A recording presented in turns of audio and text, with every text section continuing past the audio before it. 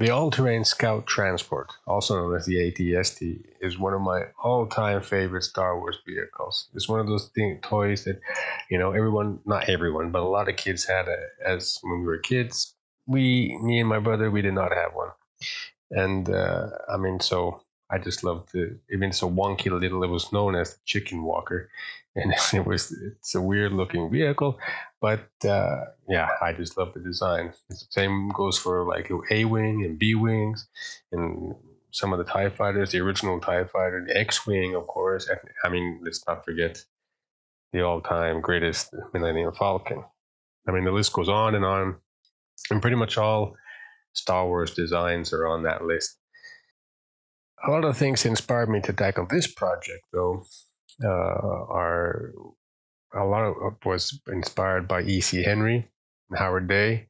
Were definitely a big inspiration, and I'll put the links down below. You guys can check them out. But even more was the modeling dioramas of my childhood. I mean, back in the 80s, the days of the PVC models and glue that would definitely kill a few brain cells. My brother and I would sit for hours building World War II scenes.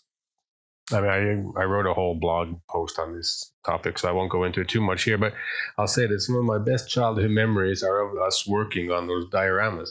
And I'm pretty sure that they also had a huge impact on my future career as a 3D modeler. I mean, and you can just believe there were massive backstories to every diorama that my brother and I did. And that's also fitting to this Star Wars project because it was George Lucas who coined the term used space, meaning that the Star Wars universe had to have that lived in look. Everything is clearly used and everything has a backstory. And I wanted to grab not only the words of Lucas, but also that same feeling I had as a kid when I was making those World War II dioramas. And yeah, I think I did. The ATST was a bipedal walker used by the Galactic Republic during the late Clone Wars, and later, more extensively, by the Galactic Empire during the Galactic Civil War, and that's where we saw it. Well, we, meaning us who saw it the first time around. Like most things in the Star Wars universe, the ATST was built by the Quad Drive Yards. It was designed to be a recon hit and run vehicle. It was heavily armed, ground combat vehicle and able to trek various environments, everything from deserts to forests to ice planets.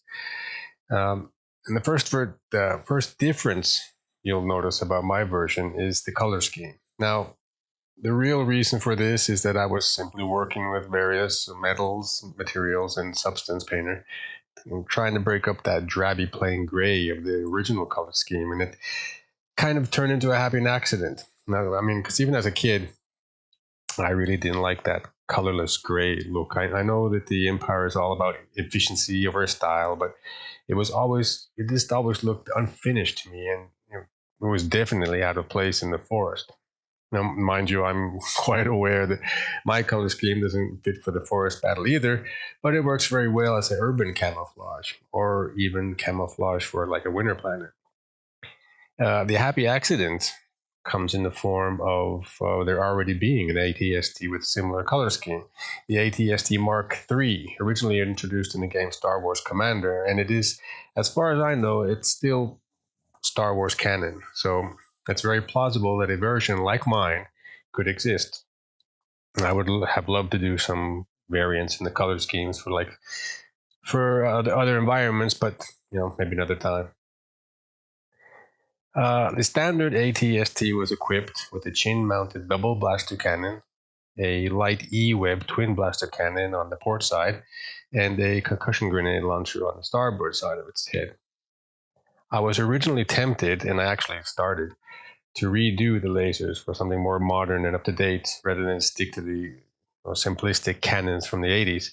But this project wasn't supposed to be a completely redo or a complete makeover. It was just simply meant to enhance and bring some of that lived in and used universe to it, more than just scratches and having the metal beat up.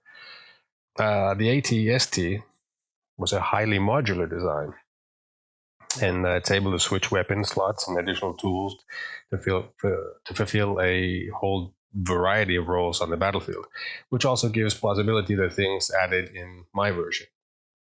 Now, this is another thing that I had to change. It was probably the first thing I did change because looking at the original, it just looks like two doorknobs glued together. And knowing the ingenuity of the original model makers back in the 80s, I wouldn't be surprised if that's what it's exactly what it is. But I mean, let's face it, those door handles, they just had to go. They couldn't give. They don't even look like they belong there, and they could give the gyro flexibility it needs. Uh, One of the main things that I wanted to do add right off the bat was the idea that the ATSD could or would carry cargo, much like tanks and jeeps of World War II. I mean, you have stormtroopers marching all over the galaxy in rough terrain. It only makes sense that this gal would be carrying a lot of their gear. So I added this platform in the back that can carry a large amount of various cargo. And what we see here are battery containers and well, something that in hindsight can look like a body bag. I also added an attachable cargo area underneath where it could be more accessible to ground troops.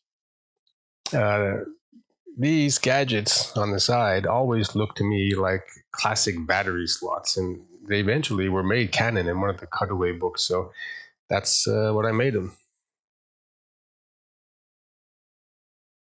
The original had these fans in the back, and according to the documentation, which was written long after the fact in various cutaway books, these boxes are part of the locomotion computer.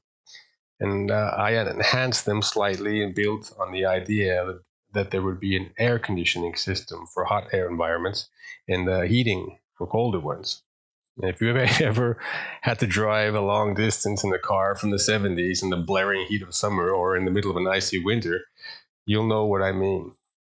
This driver crew would be sweating their butts off in a desert environment. And those ATSTs we saw in Hoth, they would have a frozen crew inside, especially with those open windows here.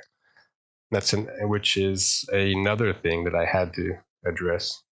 I realized that the original design is probably referencing tanks from World War II and the similar window hatches they had, but these just don't make sense in my opinion. So I went with the idea that the cabin can be pressurized. The hatch already kind of backs that up since it very much resembles a pressurized hatch for deep sea diving.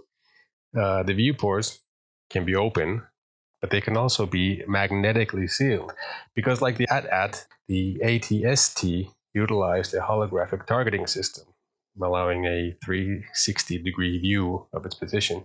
And that same system could be used to navigate with the viewports shut. So the crew would be safe inside in all kinds of environments, not just from the heat and cold, but from toxic, unbreathable atmospheres. And because of this, and also because of the magnetic claws, it could theoretically perform its missions on moons with no atmosphere, or even in space on the surface of big ships. I would have loved to model the interior, but again, time wasn't on my side. All in all, I'm pretty happy with how my slightly modified version turned out.